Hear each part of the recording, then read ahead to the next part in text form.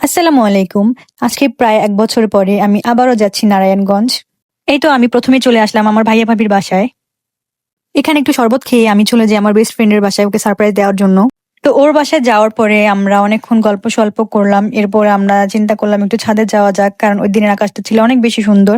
তো ছাদে গিয়ে আমরা কিছুক্ষণ হাঁটাহাঁটি করলাম, একটু আকাশ দেখলাম, একটু ভিডিও করলাম। এরপরে আবার সবাই মিলে নিচে চলে আসলাম। তো সন্ধ্যায় বান্ধবী দিল চাউমিন আর দিল লাড্ডু। এগুলা খেয়ে দিয়ে আমার ফ্রেন্ডকে নিয়ে আমরা চলে আসলাম আমার ভাইয়া ভাবির বাসায়।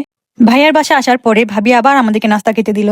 তবে অলরেডি আমাদের সবার পেট ফুল, তেমন কিছুই খেতে পারিনি, শুধু একটু ফুচকা খেয়েছি সবাই মিলে। এরপরেই তো ভাতিজির সাথে কিছুক্ষণ দুষ্টামি করলাম।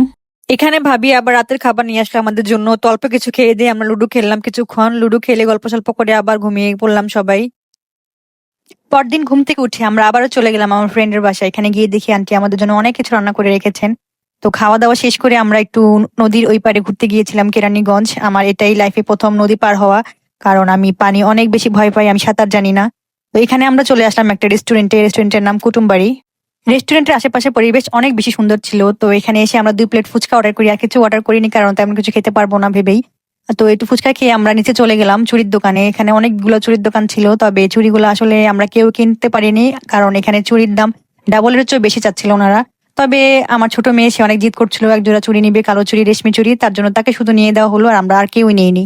বিকেলে আমাদের ঘোরাঘুরি শেষে আমরা বাসায় চলে যাচ্ছি আবার। বাসায় গিয়ে আমরা কিছুক্ষণ রেস্ট করব।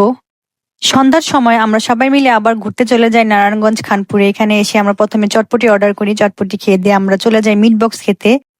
এই তো কিছুক্ষণ পরে আমাদের মিট বক্সটা চলে আসে। এরপরে চলে আসে রাইস প্লেটার। তবে সত্যি কথা বলতে আমার কাছে তেমন কোনোটাই ভালো লাগেনি খেতে। তো খেয়ে দিয়ে চলে গেলাম বাসায়।